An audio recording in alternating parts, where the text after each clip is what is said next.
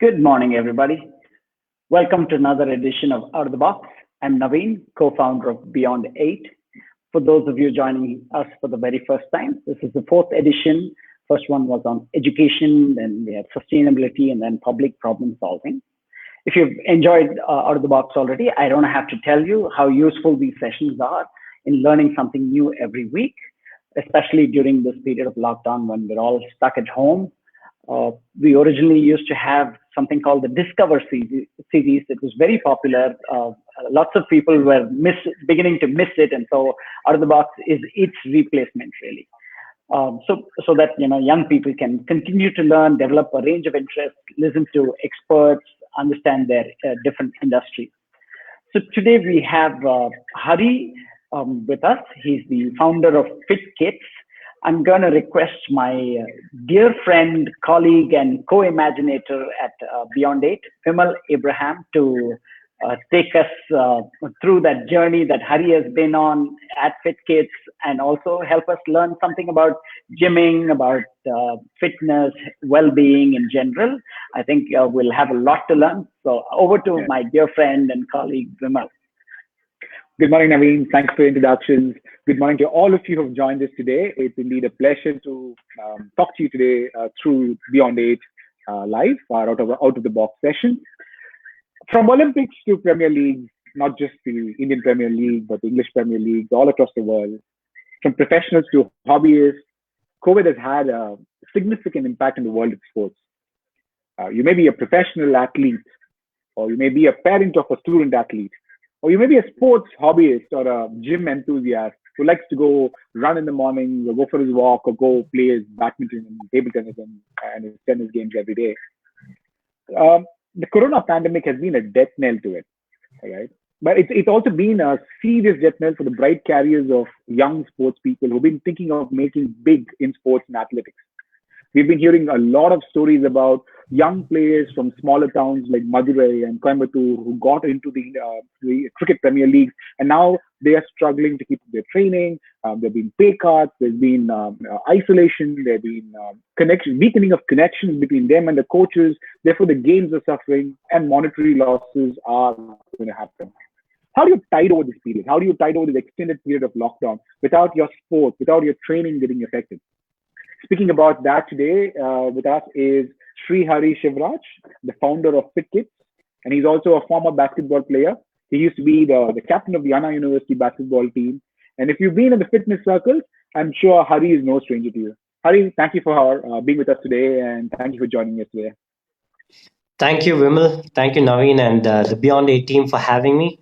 I'm really excited for this podcast, and hopefully we can answer all the questions that you guys have, and all the best to all of us. Thank you so much, Hari. A quick note to all the folks who are watching us today. I have a request to make to you. Why don't you start a watch party? This is a topic which is of interest to not just sports people, but anybody who's interested in fitness and sports. So if you are on Facebook, go to the share button, hit on start a watch party so that your friends can join you. The second thing is you can also ask us questions. Hari will be available to answer your questions. So go to the chat screen and pop up your questions, and we will try to answer as many questions as possible. Okay, let's move on to the first question that we have for Hari. Hari, the most tangible effect of this pandemic on the community has been that major sporting events have been cancelled, or at least been indefinitely postponed. And people have been training for this for years and months and long period of time. And on top of it, we are talking about pay cuts also there. What do you think are the intangible struggles this community of sports people and coaches are facing today? All right. So I'd like to answer this in like two parts. The first one is in respect to the sports people. I'm sure that any elite athlete training for an Olympic or a major sporting event, they plan their performance to the dot. That means they want to plan it to, let's say if someone's running a 100-meter race, they want to peak on that time. So losing that momentum into training for such an event is something that you really cannot retrain again, even if it's postponed by a month. It takes years of practice to perform on that day. To answer the second part of your question with respect to the fitness industry as such, with respect to coaches and things like that, it definitely has put traditional training it's brought that momentum also into a halt. But now I feel that with the help of technology, a completely new way of training has come into play, not only because people in the industry are looking for new ways to train people, but people also have understood the value of immunity, right? A lot of people who are not eating at home are now forced to eat from home, and they see in these 40 days the results of that eating at home and staying healthy and trying to stay fit. So I Okay. definitely think definitely it is a difficult time, but it is an eye opener for a lot of people.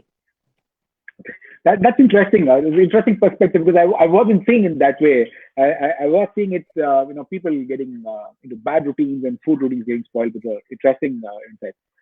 Um, we're also seeing the fact that the lockdown is not going away, or even if the lockdown goes away, the pandemic is going to be there for the next period of time.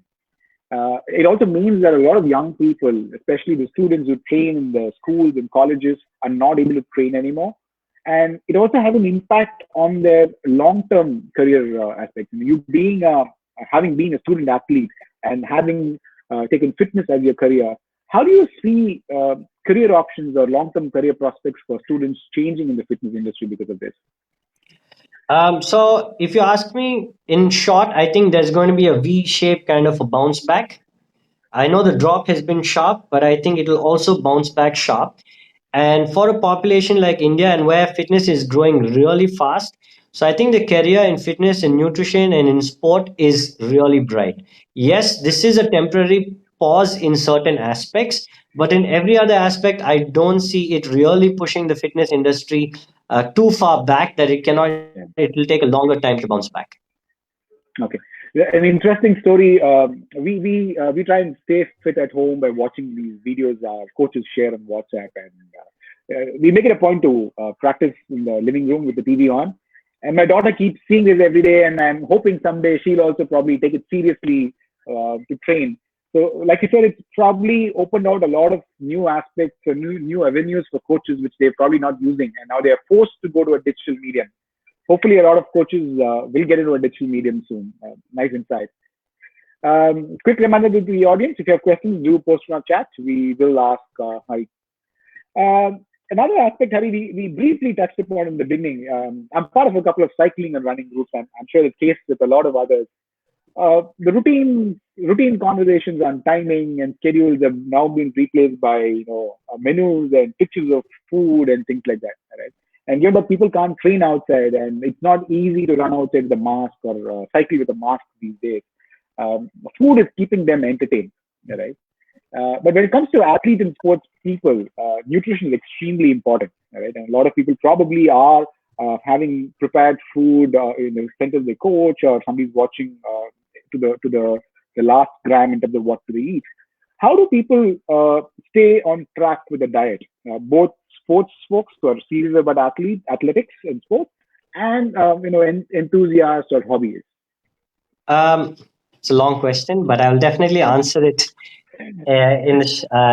okay. So let me come back to where I started, which is with respect to having momentum.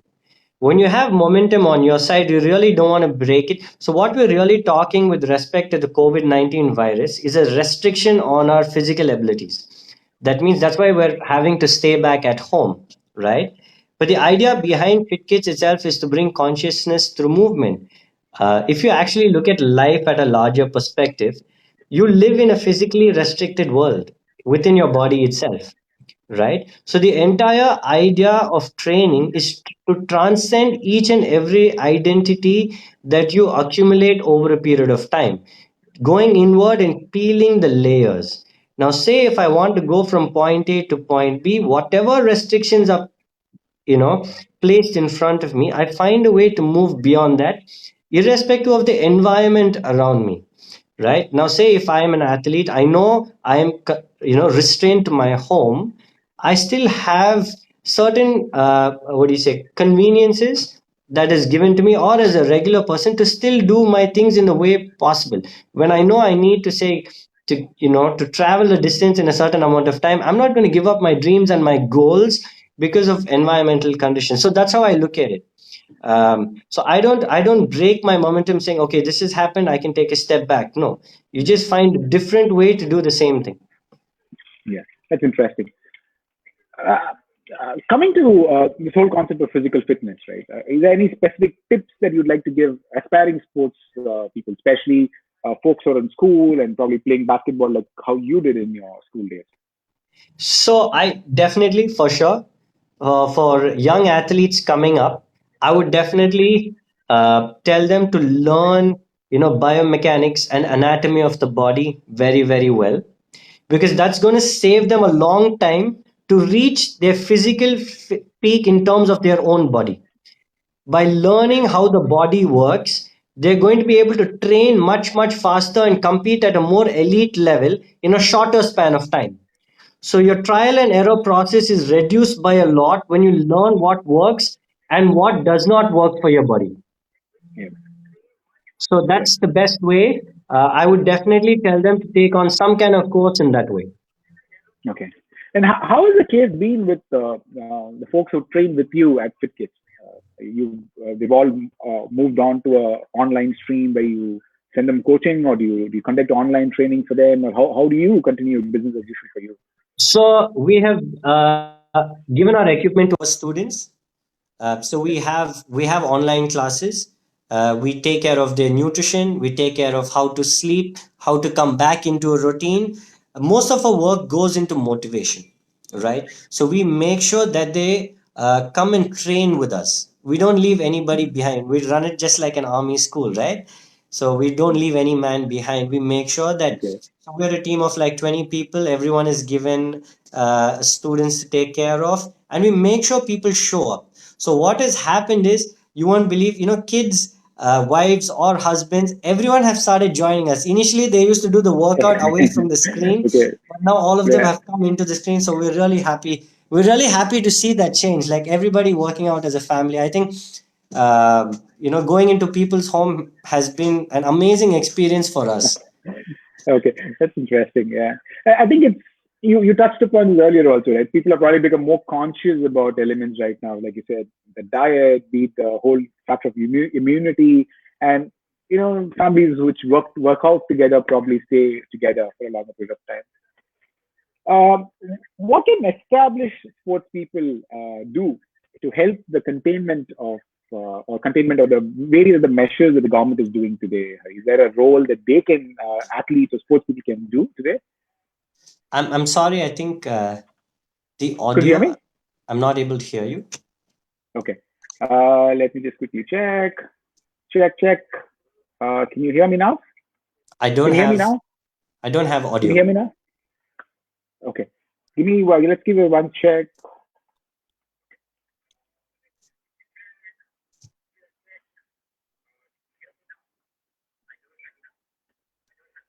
Can I go out and come back in? All right. Go ahead. Go ahead. Let's switch off and come back in. Okay, we seem to be having a little bit of technical difficulty. Connection networks has also been a little slow, with a lot of people jumping into streaming and watching stuff on Netflix, or probably watching fitness exercises and probably working at home. While Hari comes back, couple of quick messages to you. Why are we doing this? The intent is to give young learners an exposure into the various aspects which is available today. Fitness being a career option. Our intent of this session is young learners can get exposed to industry experts like Hari. We have Hari back. Hari, can you hear me now? Yeah, I can hear you. Okay, lovely. So let's move back to the question that we were asking. The question I was asking you, Hari, is what is the role of established sports people today, right? Folks like you who are influencers in the society, people listen to you. What are the steps that you could probably take, or give us as tips for the country to contain the spread of the pandemic? Definitely, with respect to sports people and people at an elite level of sports and athletes, sharing their experience is I would say, the best thing they can do for youngsters, especially in terms of how to train and what to expect during the process of training. Because when you start training to be an elite athlete at a very, very young age, the journey is really long till you get to a national team or to play for India or play for your country. So sharing those experiences and the hurdles that come across is definitely something I think young kids will know the reality of training at that level to get to their goals. Okay. My thought is still there in the previous question that you answered about biomechanics, right? Yes. Can you talk a little bit more on biomechanics in terms of, is it something which is applicable only to an A sports person or somebody at a professional level, or how does one understand biomechanics? How does it apply to a layman's life like me? Okay. So let me put it down in a much simpler format. So think about it this way, like when all children are born, we're all born with the capability of movement. But as we go through a growth spurt, we get stronger, and this strength allows us to move over a period of time. All right. So once this growth spurt is over and you don't train for strength, your ability to move from there on slowly reduces. Hence, you see someone at 45, 50, the movement what they had in college and what they have at 45, 50 is very, very different. All right. So Okay. learning how your body moves and making sure the right training and right methods are adapted to that will allow you to be mobile for a longer period in time. No one's going to run, say, a marathon from their couch to their refrigerator. But having the right strength type of program is going to allow you to move through your life in a much more independent manner. Okay. So does it mean that you move away from just a unidirectional sport where you move in one direction and look at martial arts or things like the CrossFit, and is that how I should interpret that? So there are two sides. Sport is skill specific. Okay. Okay.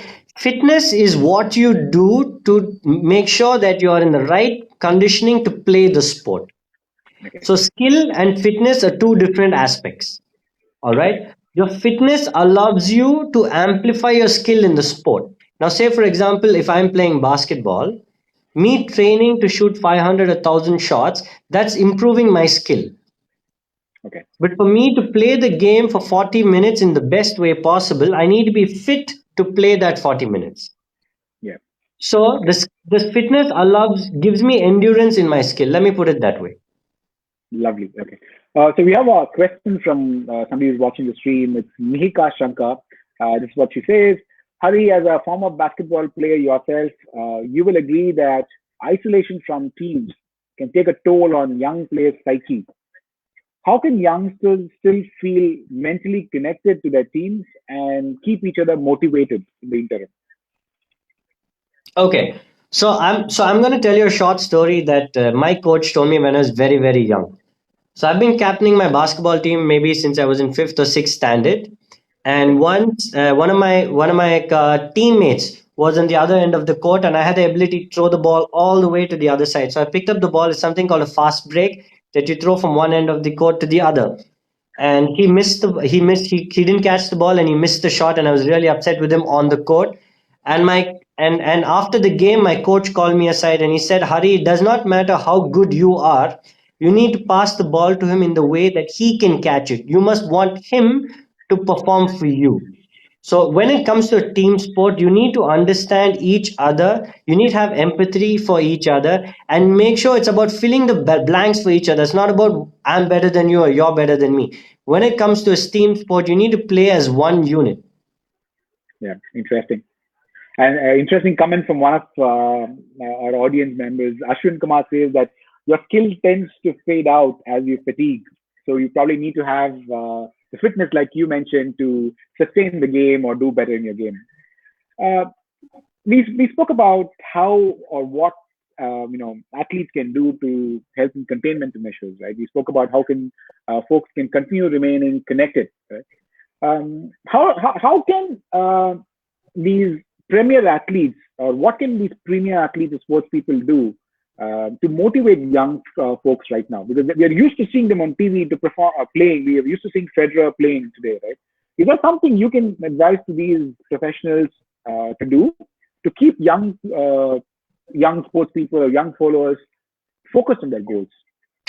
For sure. I think for the first time in humanity, I think the world has become a much more smaller place because of technology. So you can reach anyone in any corner of the world very, very easily. Even if you look at, say, we go back to the 90s, someone like a Michael Jordan, people would still know him in Africa. But today, any sports person anywhere can reach any kid on the planet as long as they have internet, and the penetration of internet is really, really, it's really deep under. So I would definitely tell them to not only post workout videos, but also teach people how much hard work it takes to get to the level that they go through. More like, like a short reality show kind of thing, where they show what it takes through their day to be successful. Okay, that's very interesting. We always see only the jazz and the glamour behind the success. We don't see the struggles they go through. Could be a good period of time for us to get insights into that. Another question from somebody in the audience. We have Nandini Ramesh. She says, "Is there any specific way to develop on learning and coaching game skills? Does a badminton player just end up becoming a coach, taking on his experience, or is there something else they do? Is coaching your pathway to coaching different from a pathway to sports person, or is always sports person and then a coach?" So I've always believed it's not necessary a very good player becomes a very good coach, and a very good coach has to be a very good player. Say with respect to basketball, if you look at Phil Jackson, who led Michael Jordan to 6 championships and the Lakers to almost 6 other championships, he wasn't the best player in the league. But I think to be a good player, you need definitely a very, very focused approach to your craft. But as a coach, like I said, you should be. It's more about managing people and Yeah, understanding people and bringing out the best in people. So it does not have to be the best player is the best coach, or the best coach has to be the best player. lovely. Good insight. Couple of interesting observations from the audience. I think they liked what you said on the empathy part of it. We have Lakshmi saying that empathy for team sport is extremely important. Children don't have that. So good point for us to keep in mind. There's also an interesting observation by Akanksha. She said she really liked the distinction you made between increasing endurance, building skill, and how both are required in parallel. Right. We're close to the wrap up time. Let's wrap it up with one last question from my side, Hari. How do you think the world of fitness and sport will change after this lockdown and it comes back, especially fitness industry, like the gyms and the fitness centers that we have today? How are things going to change after the lockdown is opened out and the fear of COVID goes away? So in the short run, I think we are going to get used to a new normal. But I definitely feel like if you look at humanity itself, I don't think anything can hold us back. We're always moving forward. I definitely believe in humanity's aspiration to move forward. So I have no doubt we will definitely come back stronger. I think we will innovate. I think there are innovations to come that is going to surprise all of us. And like I said, I think the bounce back is going to be really sharp because people, as human beings, we are outdoor people, we are social people, and we definitely enjoy a sense of community. So I don't think, we can be held back in that aspect. Lovely. Hari, it was wonderful having you with us on the stream. You shared a lot of interesting insights, and I'm sure it's been very useful to all our listeners and all those who are going to catch the recording of the session are going to find it useful. Would you like to sum up 3 key takeaways? If somebody were to watch only 1 minute of your discussion, 3 key takeaways that you'd want to give to the audience, or 3 or 5, whatever you think is the right number. Definitely. So the first thing is, um, don't compartmentalize your life, right? Everything should flow one into the other. So as long as you don't compartmentalize your life, your approach can be minimized and it becomes very, very simple. Second, stay in the present. Um, Always be conscious in whatever that you're doing. Try not to be distracted. And the last one, fitness is not either a good diet or a nutrition plan or working out for 6 months. It's not like that. Fitness is a tripod. Your mental Okay. health, your physical health, and your nutrition have to come together in the same way. All right. If you're going to eat one day, you have to work out and you have to do the other things that keep you mentally, physically healthy. So I would definitely say look at it as one and not divide it and compartmentalize it. Okay. A lovely way to wrap up the session. Fitness is a tripod. I think I'll remember that for a long period of time. Mental health, nutrition, and your fitness. Thank you so much, Hari. It's been wonderful having you today. We wish you all the best for FitKits. If somebody in the audience wants to reach out to you or has to follow you, what's the best way, Hari? So you can find us on Instagram. We're called fitkits.in. You can also find us on Facebook. We're called FitKits Gym. We're based out of Chennai. You can also find our number on Google. You can reach out to us, and we're happy to answer any and all of your queries. We're here to guide you in the best way possible, and we promise you we will not misguide you. Thank you so much, Hari. Naveen, over to you again.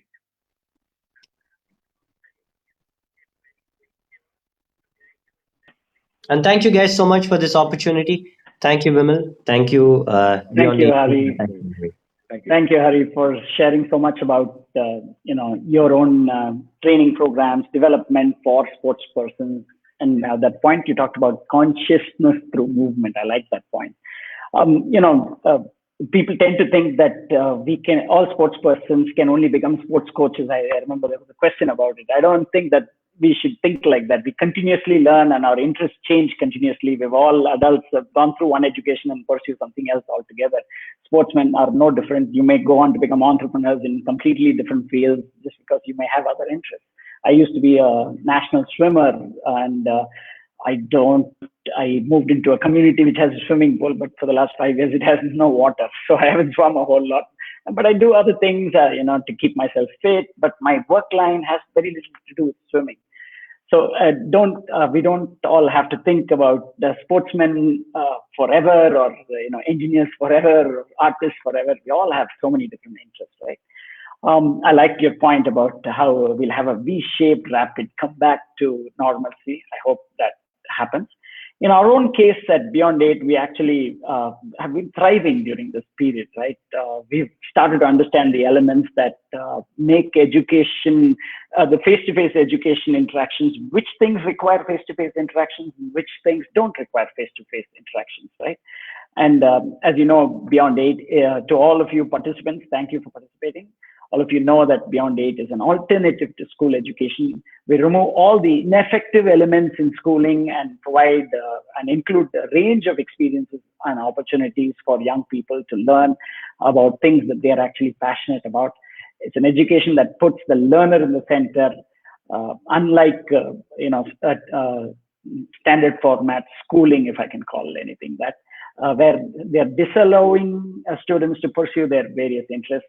We enable them to pursue them with passion by providing them a range of opportunities and experiences. Do visit our website, beyond8.in, to know more. With this, we conclude this session of Out of the Box. I thank the audience as well for your questions. It's a short program, but we want to keep it crisp. We'd like to tell you also that the upcoming session next Friday, again at 11 a.m., is by my dear friend and colleague, Ishwaran. He'll be talking about making online learning work for you. In it, he will provide expert tips on making the most out of online learning, both during this period of the pandemic where there's lockdown at home, and even how can it be effectively used post this period, right? Ishwaran is a visiting faculty in finance and accounts at IFMR Business School, and he's also an expert teacher, friend, and wonderful other things at HLC for the Beyond 8 learners at HLC. So mark your calendars and try and be with us again for Out of the Box next Friday at 11 a.m. It's relevant to both learners of all ages and facilitators of all disciplines. So I'd encourage you to invite friends, like Vimal said, watch parties and what have you. I look forward to all of you joining us for the next edition. Thank you once again, and have a wonderful rest of the day.